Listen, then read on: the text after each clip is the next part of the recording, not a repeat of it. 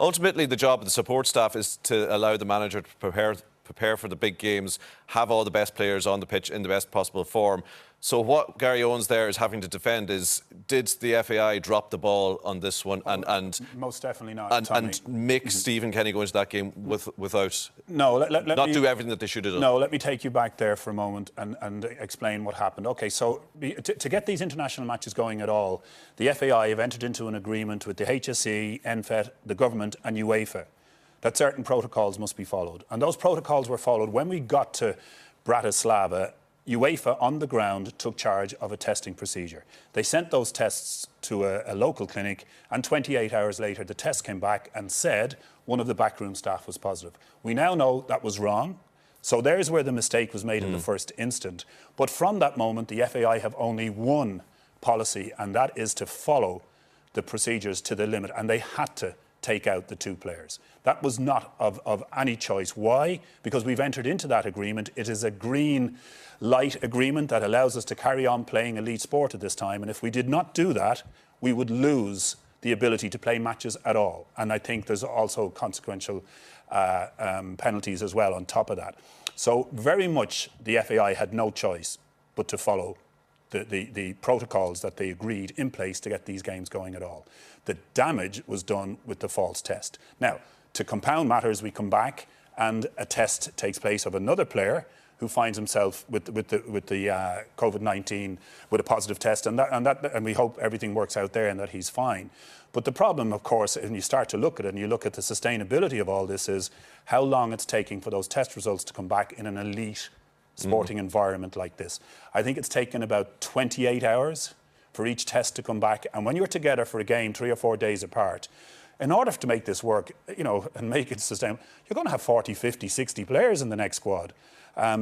It's something that I think after this round of games UEFA need to look at. But going right back to your very first point, this all happened because UEFA got a wrong test result into our hotel the night before the game. But should the players, there was a story that emerged that the players sat on the wrong seats on the way over and nobody told them to stay with the section of the plane which is assigned for players only.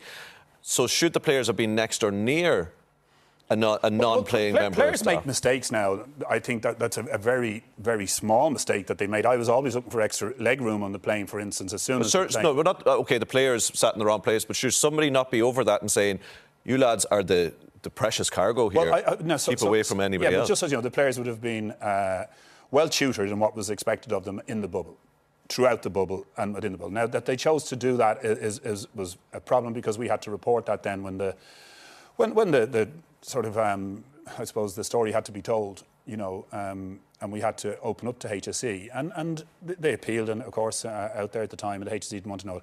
I think that's a harsh one. I think there was other instances of international teams. We look back last month, players inviting people into the bubble and getting sent home immediately. That's a different thing. That was, I think there's carelessness and recklessness probably in that. But I think the players haven't probably understood the danger of what they did. Nobody quite saw them. They got on a plane. The manager said he was at the top of the plane.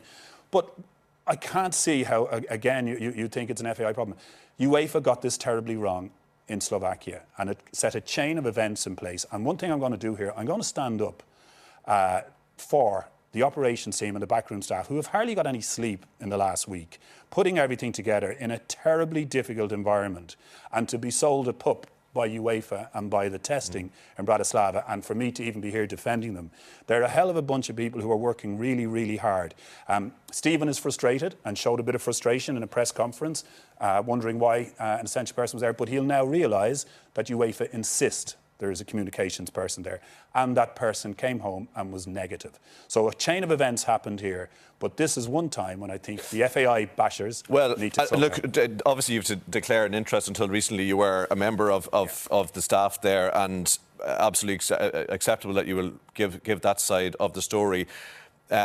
Going forward, though, and I think in the FAI statement about today's cases and about the whole thing, they say there will be a review of all this. But is this a bigger reflection on what international football is trying to do in the current environment? We hear cases in Scotland. I think Naby Keita from his national team has tested positive now, and players in numbers of different countries. Is this next month's window, the November window, in real doubt now about after what's been happening? I certainly think to keep the sustainability of everything going, that UEFA need to sit down. They need to sit down with the NFETs in each country, and they need to work out a better system. And I think what would really help would be faster test results.